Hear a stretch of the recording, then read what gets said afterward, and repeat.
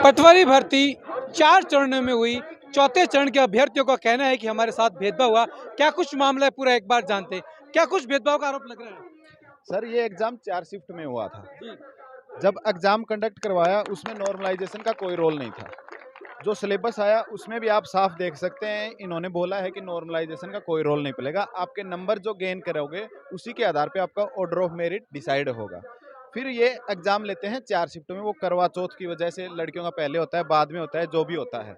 उसके बाद ये की आती है, उस टाइम तक भी नॉर्मलाइज़ेशन का कुछ रोल नहीं था। उसके बाद 13 दिसंबर को ये नोटिफिकेशन निकालते हैं कि नॉर्मलाइजेशन करेंगे हम। उस टाइम तक भी कुछ नहीं होता। जब 25 25 जनवरी को पटवारी का रिजल्ट आता है, तब उसमें ये देखने में मिलता है कि फोर्थ शिफ्ट के कम से कम 16 नंबर तो कटे ही कटे हैं। जैसे जैसे उनका स्कोर बढ़ रहा है, मतलब टॉपर के ज़्यादा कट रहे हैं। जैसे जैसे स्कोर बढ़ रहा है आपके नॉर्मलाइजेशन में नंबर ज़्यादा कट रहे हैं। उसके बाद हम जब बोर्ड गए, 27 तारीख को बोर्ड ने बोला कि हमने कमेटी बनाई है। कमेटी बना दी, हम भी घर चले गए। किसके अंडर में कमेटी बनी, क्या कुछ जानकारी? जब हमने उनसे पूछ, उन्होंने भी यही बोला कि हमने बोला नॉर्मलाइजेशन किसकी गाइडेंस में किया? उन्होंने बोला हमारी कमेटी थी। हमने बोला कमेटी में कौन था, क्या था? उन्होंने बोला ये कॉन्फिडेंशियल चीज़ है, हम पब्लिक इस चीज़ को नहीं करेंगे। फिर उन्होंने बोला एक बार हम आपके लिए उसी कमेटी के पास रिजल्ट रिव्यू को भेज सकते हैं। उन्होंने नोटिफिकेशन निकाला, भेजा। उसके बाद अचानक डीवी शेड्यूल आता है। हम वापस बोर्ड पहुंचते हैं तो बोलते हैं कि हमने बोला कि सर कमेटी की रिपोर्ट पब्लिक करो।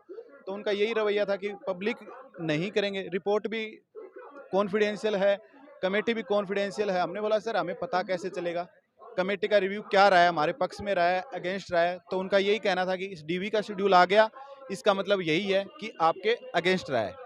वो भी अड़े रहे कि हम नहीं निकालेंगे। आज सुबह हम वहाँ पे दोबारा गए, तब भी उन्होंने साफ हाथ खड़े कर दिए कि हमारे हाथ में कुछ नहीं है, हम अनपढ़ आदमी हैं, हमें ये नॉर्मलाइजेशन की प्रोसेस में डाटा वगैरह में मत उलझाओ।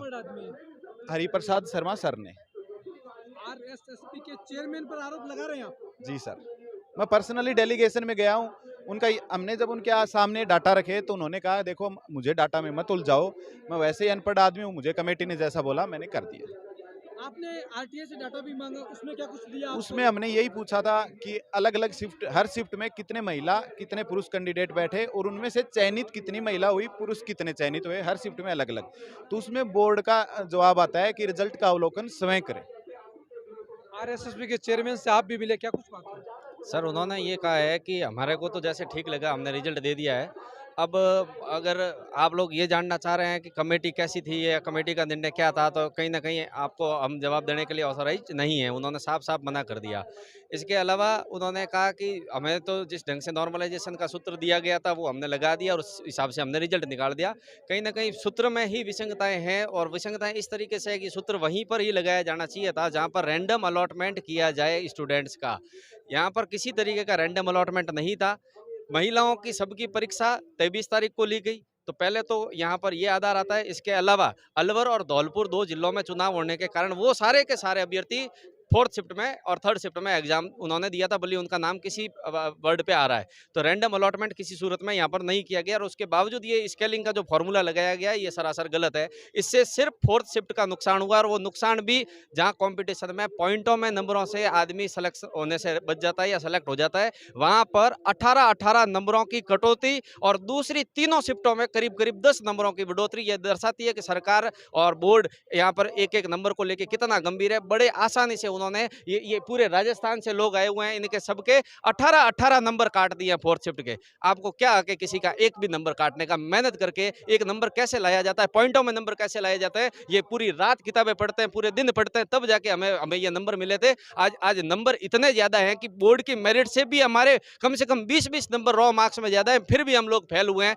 और हमारी कोई सुनवाई नहीं हो रही है। क्या नाम है आपका, कहाँ से? मेरा सुदर्शन नाम है, मैं बलोत्रा बाड़मेर जिले से यहाँ पर आया हूँ, 500 किलोमीटर दूर से। अब आप क्या करेंगे आगे, क्या अब रणनीति जैसे हमने यहाँ पे पुलिस कमिश्नरेट में धरने के लिए अप्लाई किया है, यहाँ बैठते हैं। सीएमओ में भी हमारे डेलीगेशन की बात हुई थी। एक बार पहले भी हम ललित कुमार सर जो हैं संयुक्त सचिव, उनसे मिल चुके हैं। उन्होंने लेटर फॉरवर्ड किया लेकिन आज तक उनका कोई रिप्लाई नहीं क्या आया। सरकार की किसी मंत्री विधायक से बात हुई, कुछ आश्वासन मिला? हाँ, शकुंतला राउत मैम से बात हुई थी, उन्होंने भी यही बोला कि फॉरवर्ड कर रहे हैं लेटर। कब तक करेंगे? 2,65,000 परिवारों का मामला है। अब वो तो यहाँ आए हैं, उनसे दोबारा मिलेंगे या हमारा डेलीगेशन भेजते हैं तब उनसे जवाब मांगेंगे। अब सीएमओ में हर किसी की एंट्री तो है नहीं। हमारे जैसे मतलब आम बच्चों की तो बिल्कुल नहीं है। क्या ये न्यायपूर्ण है 18 नंबर कम कर देना और दूसरों के 10 नंबर बढ़ा देना? जब मतलब 1/3 नेगेटिव मार्किंग होती है तो 300 में से एक पढ़ने वाला बच्चा 260 नंबर का पेपर अटेम्प्ट कर पाता है, 250 260 का। अब 18 उसके काट लो, एक शिफ्ट के 8 बढ़ा दो, 26 नंबर का लॉस हो गया उसको, मतलब उसका 10% पेपर तो आप ऐसे ही खा गए। अब वो कैसे फाइट करेगा? आरएसएसवी के चेयरमैन पर बड़े गंभीर आरोप लग रहे हैं, ये खास राजस्थान पर। लाइव तस्वीर आप देख रहे हैं, पटवार की भर्ती 2,65,000 परिवारों का मामला है जो चतुर्थ में पेपर दिया था, चतुर्थ श्रेणी में पेपर दिया था। 4 चरणों में ये पेपर हुए थे और सीधा सीधा आरोप लग रहे हैं नॉर्मलाइजेशन को लेकर। अब आगे क्या कुछ होता है, सरकार से इनकी क्या वार्ता होती है, कहाँ प्रतिनिधिमंडल जाएगा और लगातार धरने पर बैठे। खास रिपोर्ट रमेश देगड़ा के साथ में मैं कुलदीप चांद, शहीद स्मारक, जयपुर।